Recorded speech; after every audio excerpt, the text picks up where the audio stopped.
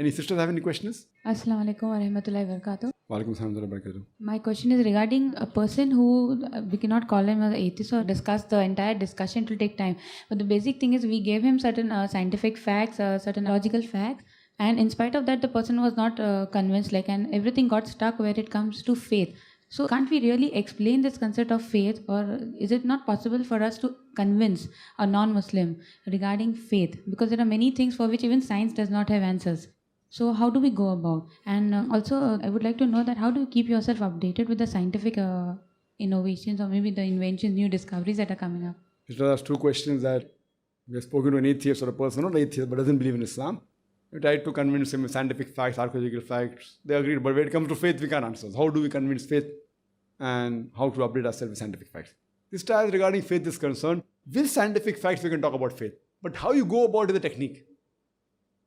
Therefore, Quran says in Surah Nahl, chapter 16, verse 25, Udu ila sabili rabbika bil hikmah wal maw'izati hasana wajadil billati hasan. Invite all the way of thy Lord with wisdom and beautiful preaching, and argue with them and reason with them in the ways that are best and most gracious. So with science, you can prove to them about faith. Now, how you have gone about it is a different technique.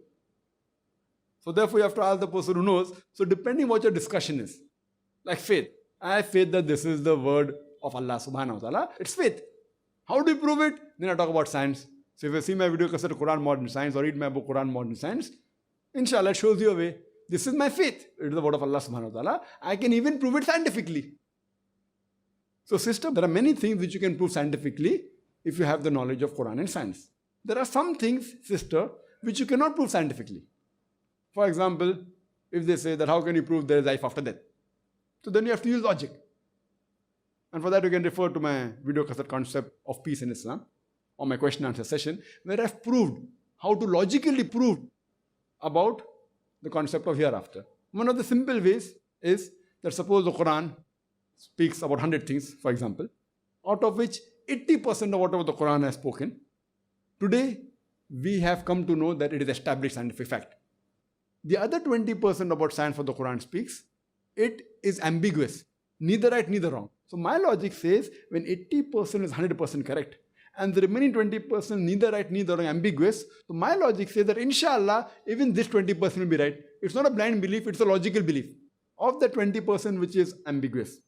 Science hasn't proved it right, neither wrong. For example, the existence of jinn, about angels, about hereafter. Science hasn't proved.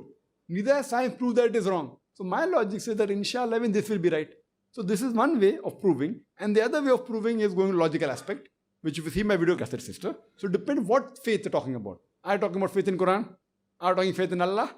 How to prove about Allah? If you see my video cassette, is the Quran God's word? So faith and different things. Faith in Allah, faith in the messengers, faith in the angels, faith in the hereafter.